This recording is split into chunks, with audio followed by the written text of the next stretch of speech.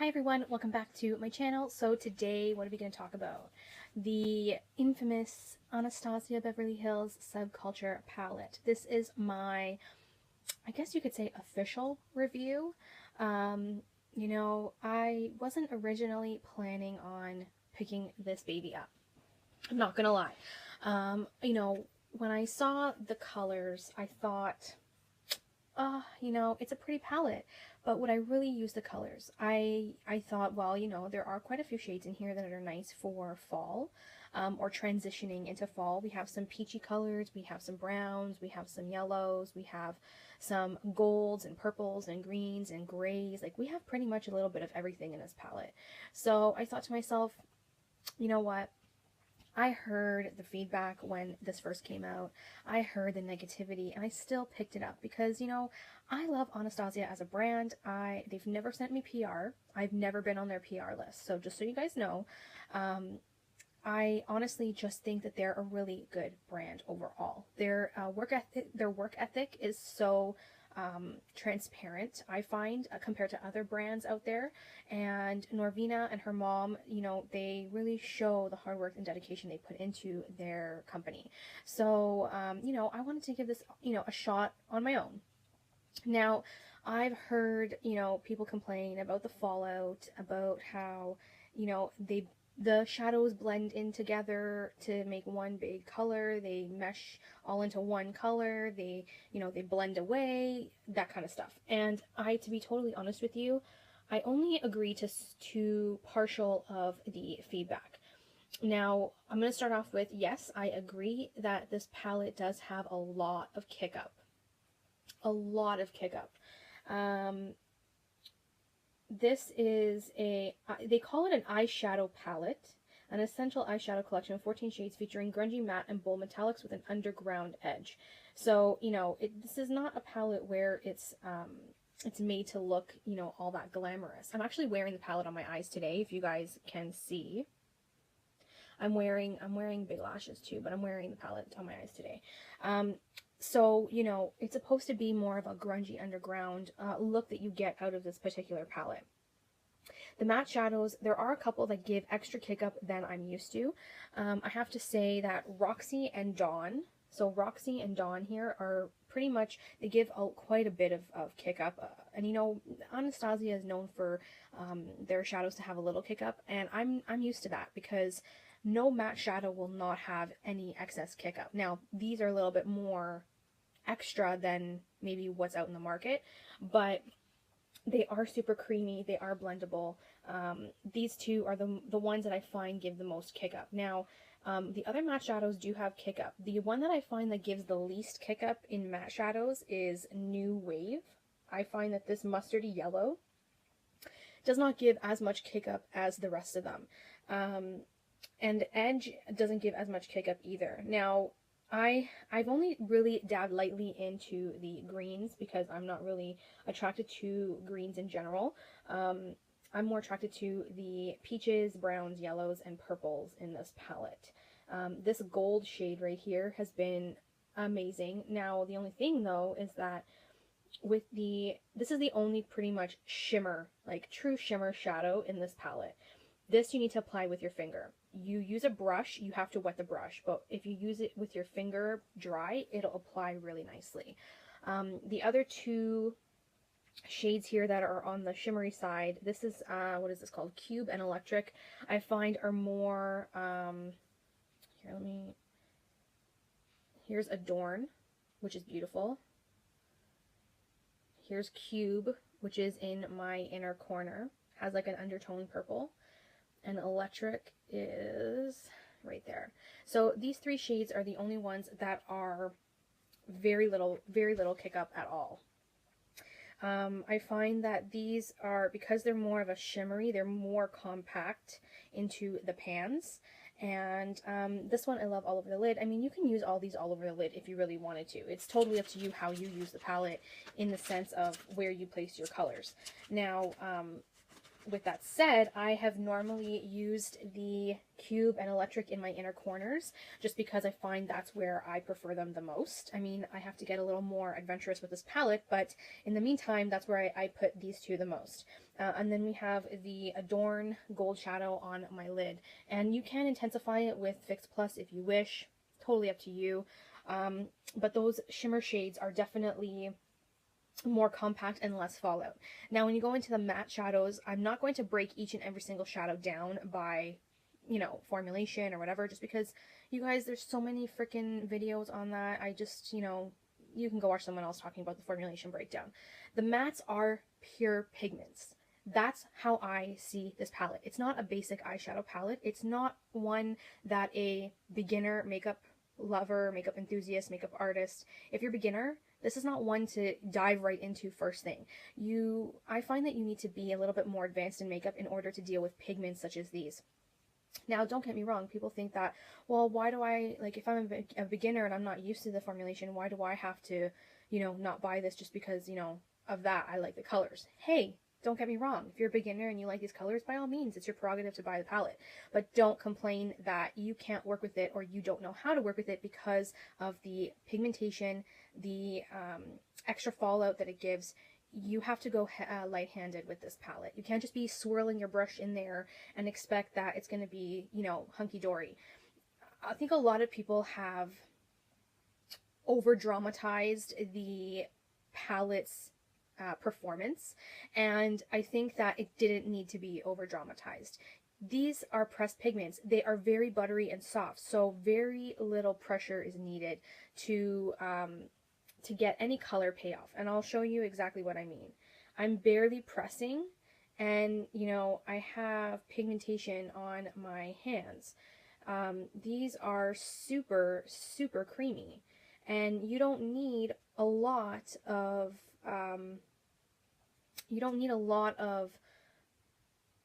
force on these colors.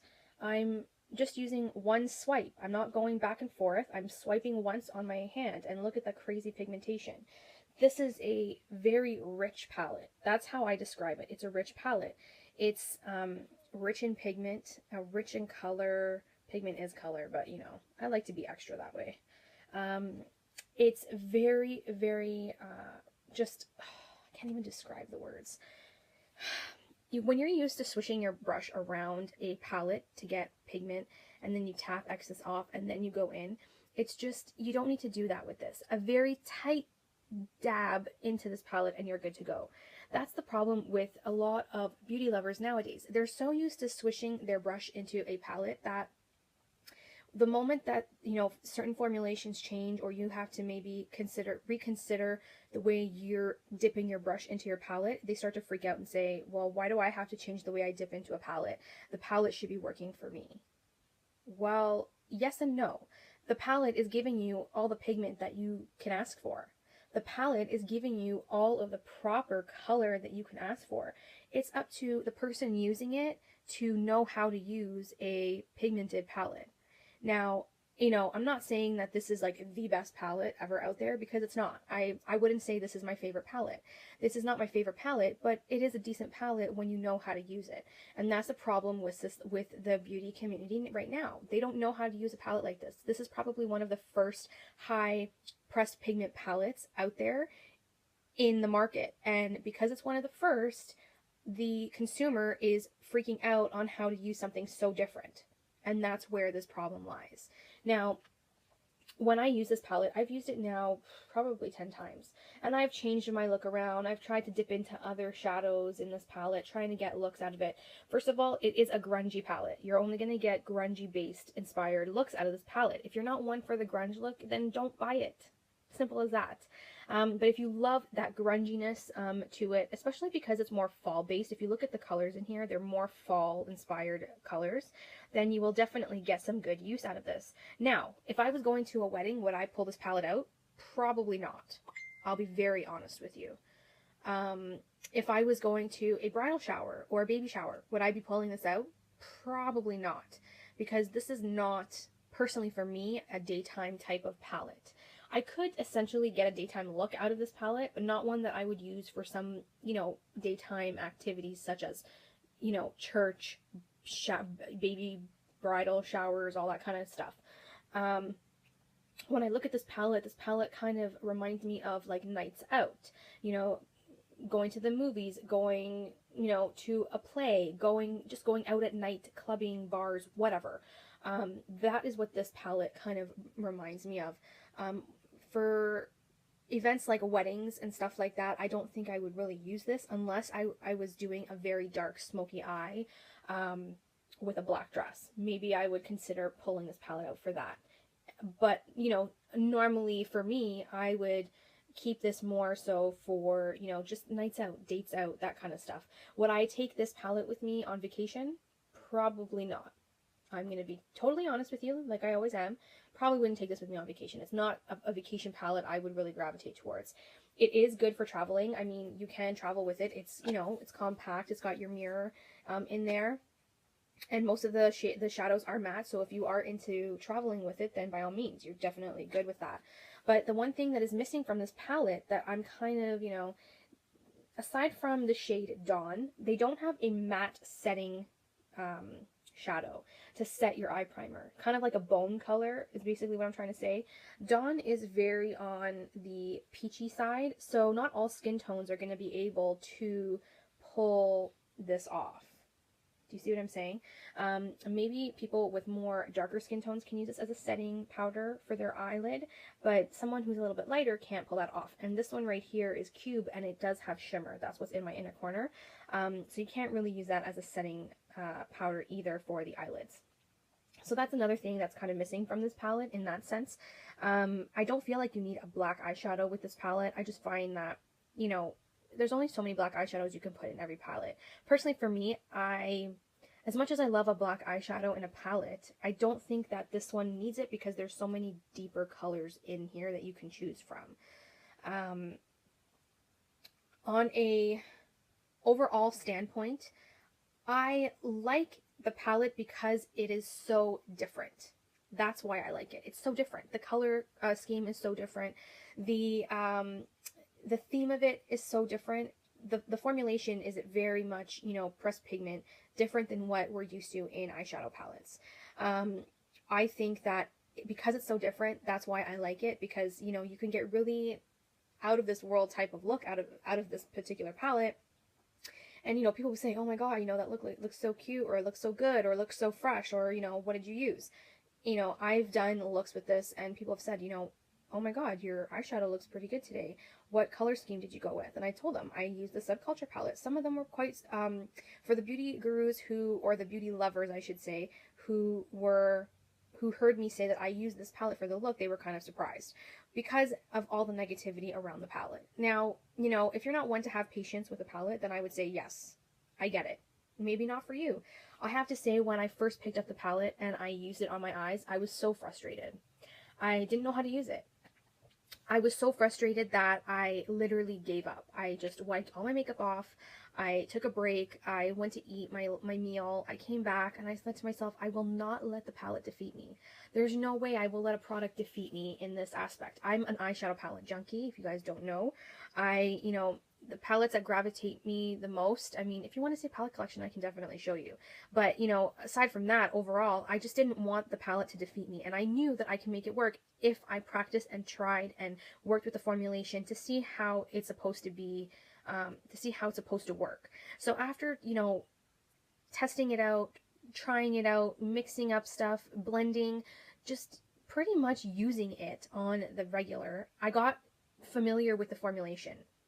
I got familiar with strategies on how to use this, and it got easier for me to throw a look together that I wanted. So, personally for me, I don't mind this palette. I think it's a nice add to your collection if you have nothing like this in your collection. I know I had nothing like this in my collection, and I wanted something that was a bit different than what I normally gravitate towards, because let's face it, I think, including myself, we own a billion neutral eyeshadow palettes, and, they all look very similar to each other. This is completely opposite to a neutral palette. Do you know what I mean? Do you guys get what I'm saying?